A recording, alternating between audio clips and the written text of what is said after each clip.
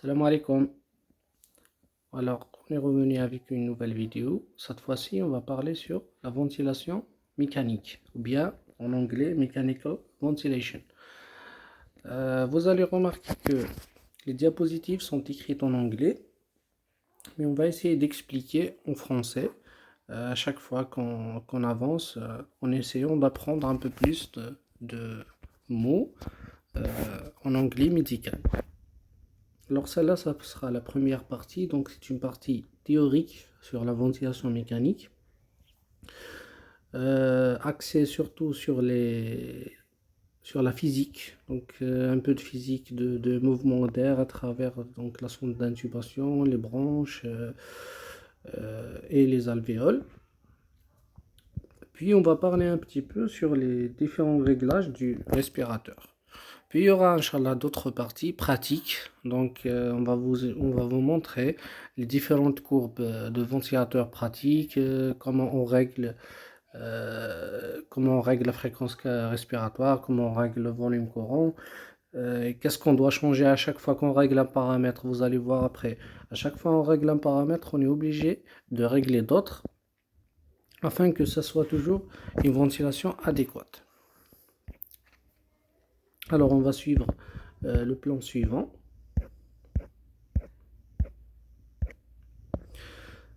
On commence par les objectifs pédagogiques. Alors, l'objectif pédagogique principal de ce cours, c'est d'apprendre les bases de la ventilation mécanique. À savoir donc les bases physiques et les bases du respirateur lui-même, les différents réglages. On va commencer par une introduction. Alors, il faut savoir que la ventilation mécanique est une technique de suppléance très fréquente, très utilisée en réanimation. C'est la plus fréquente utilisée même en réanimation, donc comme technique de suppléance.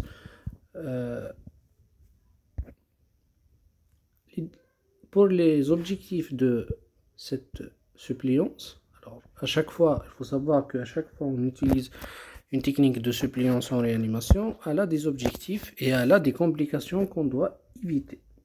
Pour les objectifs, c'est écrit en anglais purposes, donc c'est les objectifs. Le premier objectif, c'est l'oxygénation. Donc le premier objectif d'une ventilation mécanique, c'est d'apporter de l'oxygène à l'organisme, en améliorant donc les échanges alvéolo-capillaires.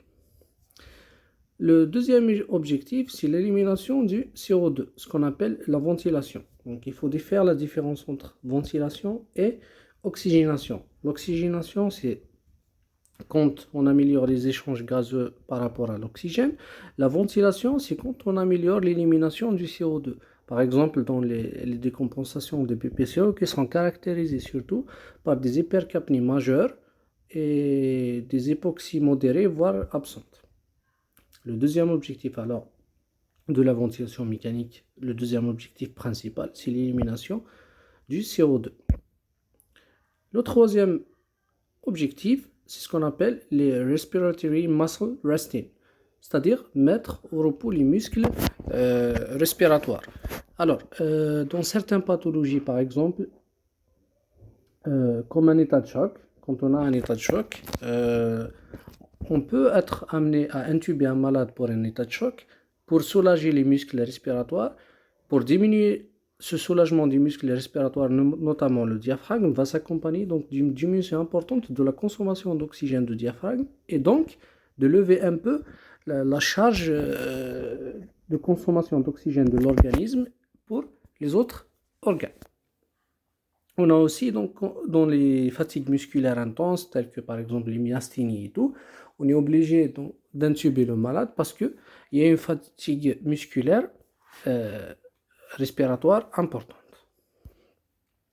Mais on doit éviter aussi les complications induites par cette ventilation mécanique. Il y a plusieurs complications. Là, on va citer uniquement les complications induites directement par le respirateur. Ce qu'on appelle les barotraumatismes, donc c'est des traumatismes alvéolaires induits par les hyperpressions formées par le respirateur. Il y a aussi ce qu'on appelle le volotraumatisme. Là, ça ressemble au barotraumatisme, mais là, c'est des lésions pulmonaires parenchymateuses induites par des volumes pulmonaires excessifs. La troisième complication, c'est ce qu'on appelle l'athélique traumatisme. Athélique traumatisme, formé par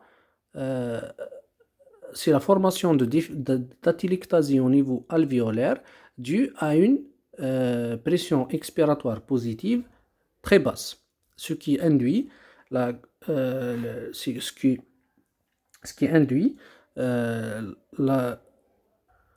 une fragilité alvéolaire qui induit, qui force ces alvéoles en quelque sorte à se collaber.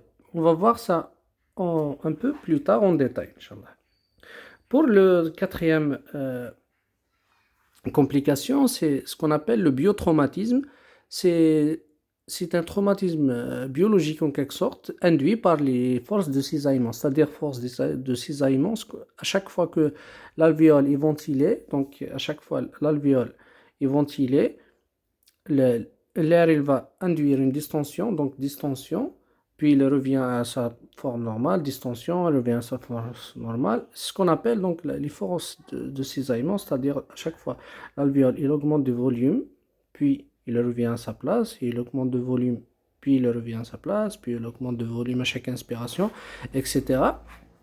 Cela, ces forces de cisaillement, donc d'inspiration et expiration, vont induire donc la migration de polynucléaires dans les alvéoles, de polynucléaires, de macrophages et tout, qui vont créer une inflammation au niveau pulmonaire et même voir donc un OAP lésionnel, un SDRA, etc. dû à ces forces de cisaillement. C'est pour ça qu'on essaie par exemple lors de la ventilation mécanique de diminuer un peu la fréquence respiratoire et les volumes courants pour diminuer un peu ces forces de cisaillement afin de minimiser ce biotraumatisme.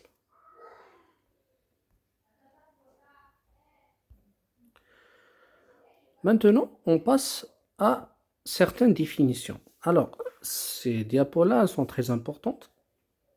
On va parler donc de la définition de beaucoup de notions de physique, mais qui sont capitales pour comprendre le principe de la ventilation mécanique. Alors, pour la ventilation mécanique, on a deux pressions principales, en quelque sorte. C'est ce qu'on appelle la pression résistive, ou bien donc resistive pressure, et la pression élastique, ou bien elastic pressure. On commence par la pression résistive. Ce qu'on entend, donc la pression résistive, c'est-à-dire les résistances. Mais il faut savoir qu'il y a une petite nuance entre la pression résistive et les résistances. La pression résistive, elle est égale au débit fois les résistances. Le débit, dans notre cas, c'est le débit de l'air. Le débit de l'air inspiré. Il faut savoir aussi que le débit de l'air égale le volume sur le temps. C'est-à-dire, un volume donné, il va traverser, par exemple, la sonde d'intubation, les branches et tout, en une unité de temps. Cela, donc le volume sur le temps qui a pris pour traverser, cela définit le débit. On l'appelle, pour la ventilation mécanique, on l'appelle le débit d'insufflation. On va le revoir après. Maintenant, sur cette diapositive, on va surtout se focaliser sur les résistances. Celle-là. Donc les résistances qui nous importent ici le plus. Et on va parler sur, alors, la définition tout d'abord des résistances. Les résistances de l'écoulement de l'air au niveau pulmonaire. Quand je dis au niveau pulmonaire, c'est-à-dire à travers, c'est-à-dire depuis la sonde d'intubation jusqu'aux alvéoles. On commence tout d'abord par en quelque sorte la définition physique de la résistance. Alors, la résistance, elle est égale à quoi? Elle est égale à 8 fois la viscosité. La viscosité de... Ce qui nous importe ici, c'est la viscosité de l'air, fois le L, donc c'est la longueur. Tout ça divisé par pi, qui est une constante, fois le rayon puissance 4. Et donc c'est celle-là, la formule de résistance. Comme c'est écrit ici, donc le mu c'est la viscosité, le L c'est la longueur, le R c'est le rayon, le P c'est une constante. Alors ça c'est une formule physique connue donc de résistance. Maintenant, on va parler sur ce qui peut modifier ces résistances et ce qui est très utile pour la pratique de la ventilation mécanique. Alors, on va parler sur la première des choses. Qu'est-ce qui peut modifier en augmentant la résistance? C'est la viscosité. Vous observez ici, il y a un liquide vert qui, par exemple, soi-disant, c'est une... on va dire que ce liquide vert, c'est un jus. Et on voit aussi un liquide gris. On va dire que c'est du yaourt. Le yaourt, la viscosité du yaourt, elle est beaucoup plus importante que la viscosité d'un jus. Donc, vous pouvez simplement imaginer que la dépression, c'est-à-dire la pression qu'on doit fournir pour aspirer du yaourt à travers cette paille est beaucoup plus importante que la viscosité qu'on doit fournir pour aspirer du jus à travers cette paille. De cela, on devine que une augmentation de la viscosité va augmenter les résistances. Ça, c'est la première des choses. La deuxième des choses, on va passer à la longueur. Donc, pour le même liquide, si je veux aspirer ce jus à travers une paille de cette longueur, ou bien une paille de cette longueur, vous pouvez facilement deviner que une paille courte, ça va être beaucoup plus facile que la paille de longueur augmentée. C'est pour cela que le deuxième critère qui augmente la résistance, c'est la longueur. Plus la longueur elle est importante, plus la résistance elle est importante. Le troisième, c'est le rayon. Alors, vous voyez ici, il y a une paille noire, une paille rouge. La paille rouge, le diamètre de la paille rouge, le rayon de la paille rouge, il est plus important. Donc, c'est plus facile d'aspirer le jus à travers la paille rouge que la paille noire. Ça, celui-là, c'est le troisième principe. Alors, vous allez vous demander, c'est quoi la relation de ces pailles par rapport à la ventilation mécanique? Alors, tout simplement, ces pailles-là, elles représentent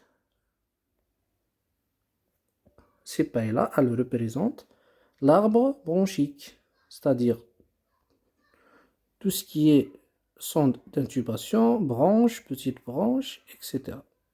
Ce qu'on va appeler. Tout ça, c'est représenté par cette paille. C'est-à-dire toutes les résistances à l'écoulement de l'air depuis la sonde d'intubation, plus spécifiquement la pièce en Y, mais on ne va pas rentrer dans ces détails maintenant. L'essentiel, depuis la sonde d'intubation jusqu'aux alvéoles.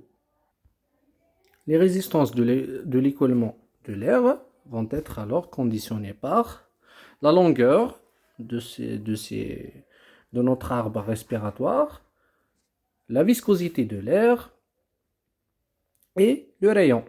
Mais si vous remarquez, qu'est-ce qui est pour la longueur de nos voies respiratoires et de la sonde d'intubation? Elle est constante.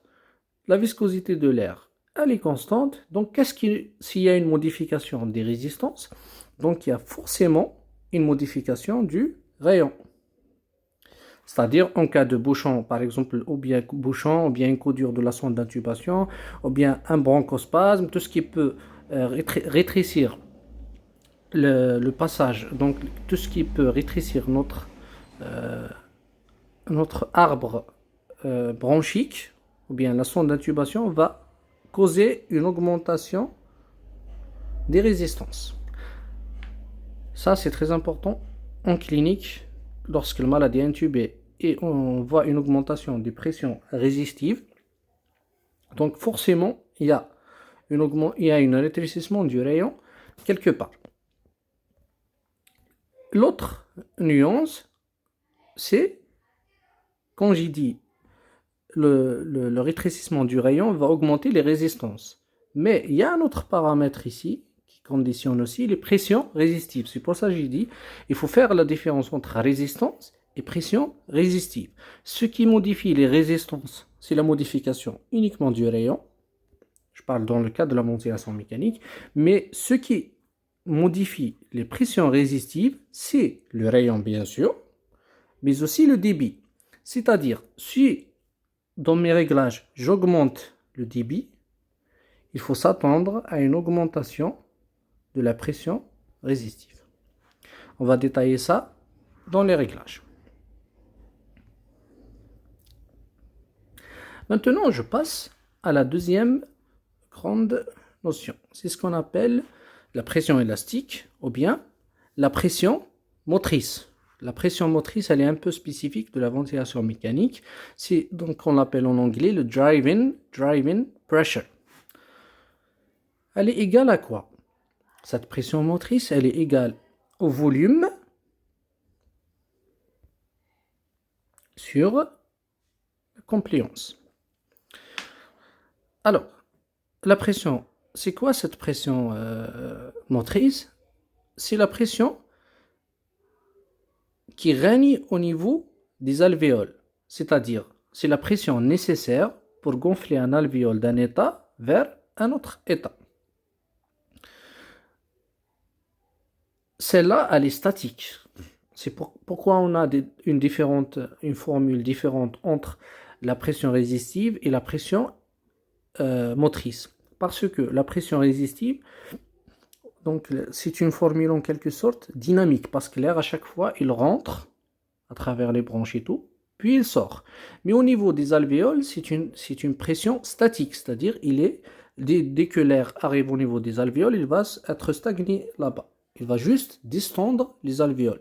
Donc, c'est une pression statique.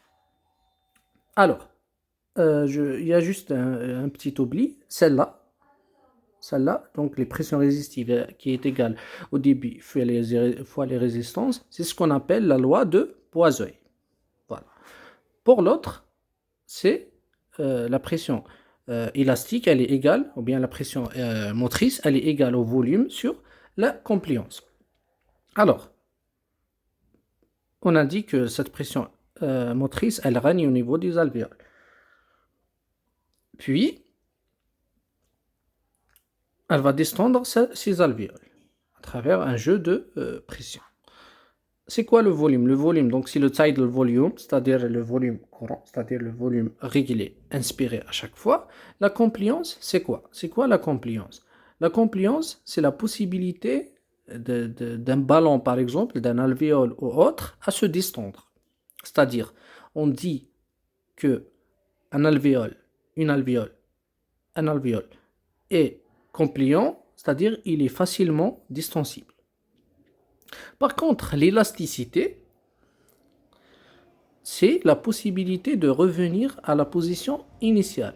Donc on va dire qu'un alvéole est élastique, c'est-à-dire après la distension, dès qu'on lâche la pression, il va revenir à sa position initiale. Il faut savoir qu'on a des pathologies qui augmentent l'élasticité, comme les SDRA par exemple, les syndromes de détresse respiratoire aiguë.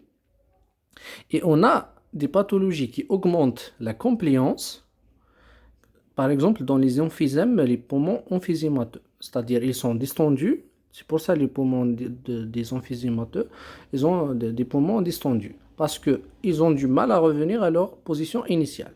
Par contre, on trouve des compliances effondrées lors des SDRA. Il faut savoir aussi que, en quelque sorte, l'élasticité est l'opposé de la compliance. L'élasticité est égale à 1 sur la compliance. La compliance aussi est égale à 1 sur l'élasticité.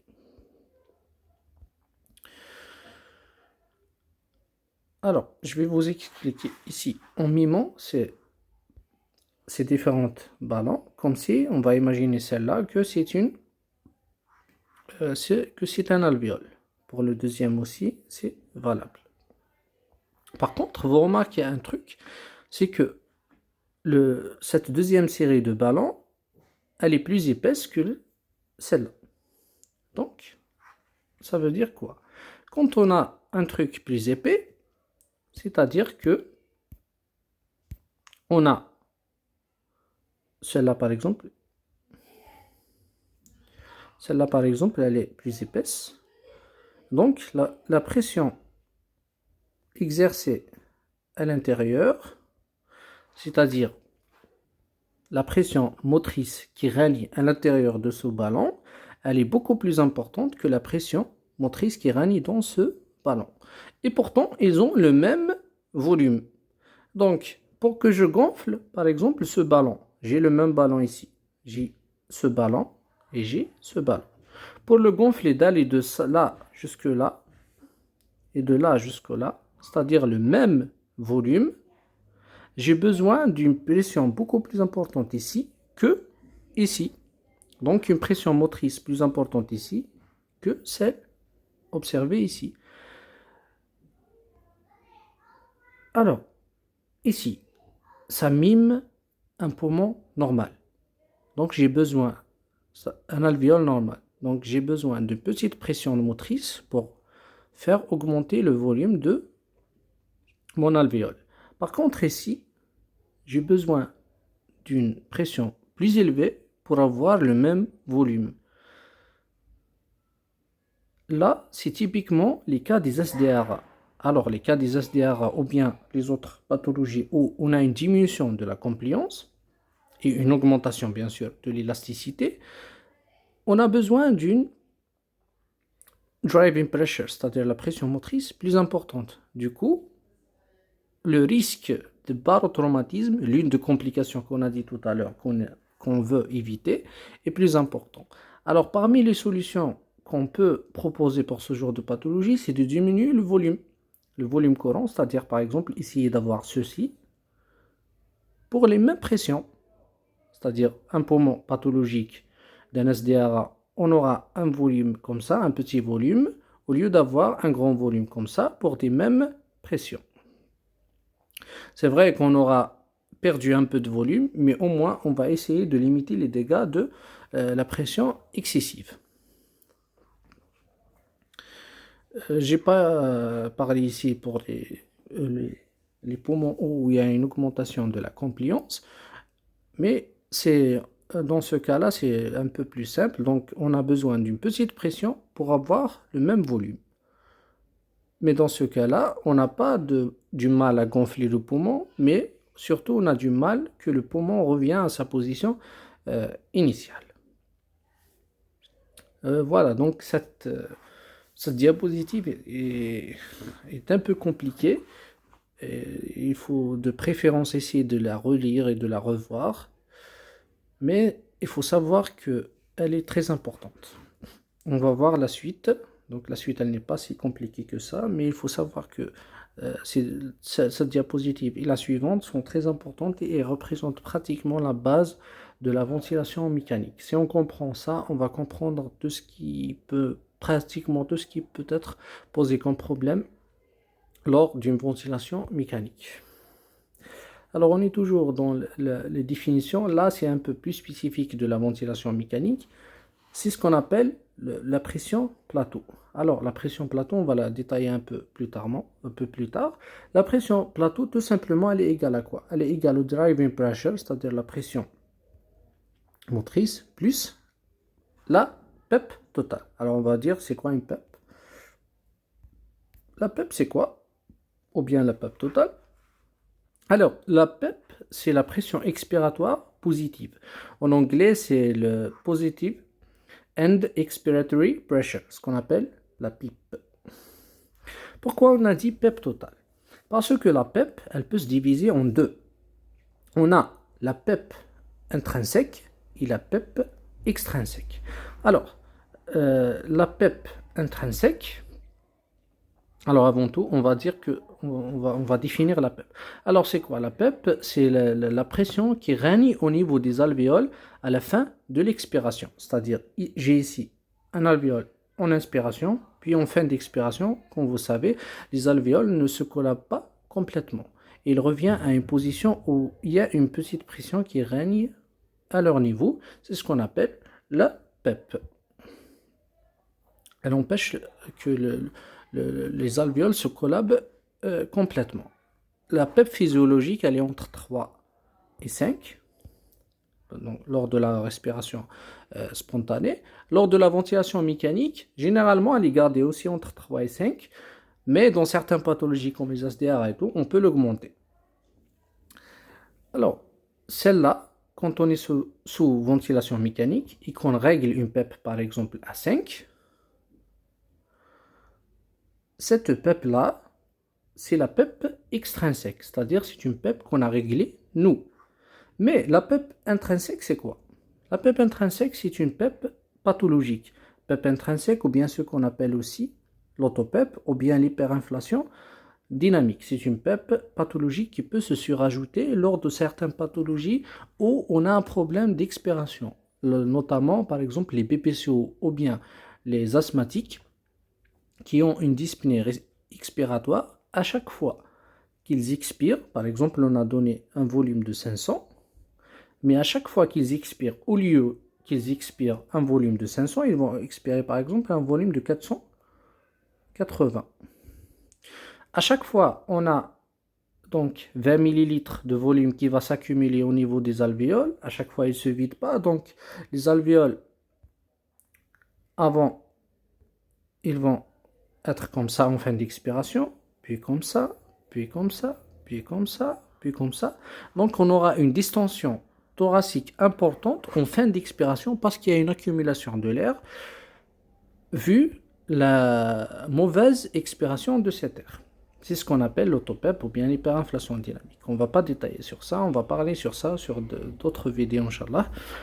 Juste, il faut savoir que cette autopep, elle est pathologique et que la PEP totale inclut cette autopep. Donc, il faut toujours la calculer. On va parler tout à l'heure sur comment calculer cette autopep.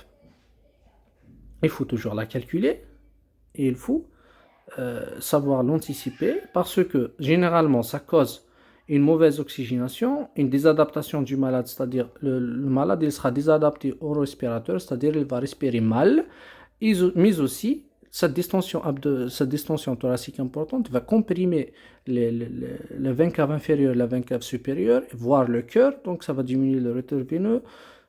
Du coup, elle peut entraîner un collapsus cardiaque, cardiovasculaire, voire un état de choc. Maintenant, on va passer à la dernière notion des pressions, c'est ce qu'on appelle la pression totale. La pression totale, c'est quoi? C'est la pression qui règne depuis ce qu'on a dit tout à l'heure, la pièce en Y, ou bien on va... Alors, c'est quoi une pièce en Y? Le respirateur, on a un circuit d'inspiration et un circuit d'expiration qui est branché à notre respirateur. À la liaison de ces deux-là, il y a ce qu'on appelle la pièce en Y. Celle-là, elle ressemble à un Y. Puis, on a la sonde d'intubation. Donc, depuis celle-là, mais pour faciliter les choses, on peut dire juste la sonde d'intubation. Donc, la pression totale, c'est quoi? C'est la pression totale qui règne depuis la sonde d'intubation, le début de la sonde d'intubation, jusqu'à celle-là, c'est la sonde d'intubation. Puis, on a ici la trachée. Puis, on a les grosses branches, les deux branches, les grosses branches, jusqu'aux alvéoles. C'est-à-dire toute la pression. Elle est composée de quoi?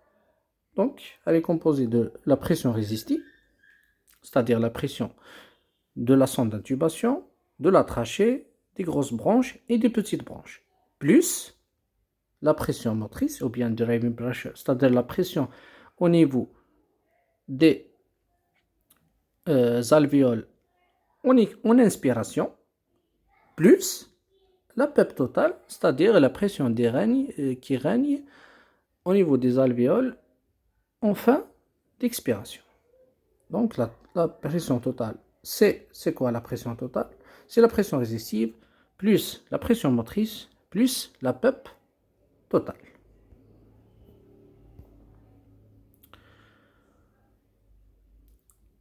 Maintenant, on va parler sur la dernière notion de cette vidéo.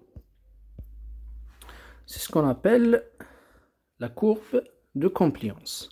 Alors, on a dit tout à l'heure que la compliance, elle est égale à quoi? La compliance pulmonaire, elle est égale au volume sur les pressions. Enfin, on a dit tout à l'heure que la pression motrice, elle est égale au volume sur la compliance. C'est-à-dire que la pression motrice, depuis cette formule, c'est-à-dire que la compliance depuis cette formule, elle est égale sur le volume, elle est égale au volume sur la compliance. Donc c'est une formule mathématique. Cette courbe de compliance, on a ici le volume,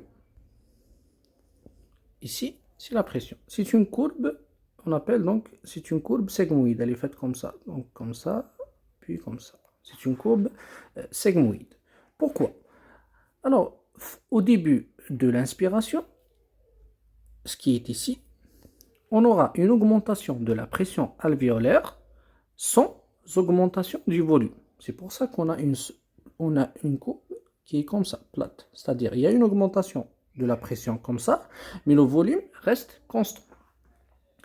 Puis, on a la deuxième partie, qui est celle-là, où on a une augmentation de la pression et une augmentation du volume. C'est-à-dire, l'air, il va commencer à rentrer au niveau alvéolaire. Puis, on a la troisième phase, qui est ici, où on a encore un volume constant, mais une augmentation de pression. Alors, de cette courbe, on va deviner deux zones à éviter. Comme vous voyez ici, on a cette alvéole où on a une augmentation de pression sans augmentation de volume. Puis, vous remarquez ici les alvéoles qui vont augmenter de volume avec l'augmentation de la pression. Puis, on a une même pression, plutôt un même volume pour des pressions plus élevées. Ici, par exemple, la pression comme ça, ici comme ça, ici comme ça. Donc, une augmentation de pression avec des volumes, des mêmes volumes. Donc, cette partie-là, elle doit être impérativement évitée. Parce que si on augmente les pressions sans augmentation de volume, c'est-à-dire on aura un éclatement de cet alvéole-là, il va s'éclater et on aura ce qu'on appelle le barotraumatisme. Barotrauma, vous le voyez ici. Barotrauma, c'est à éviter, c'est lors d'augmentation de pression importante. Puis, de l'autre côté,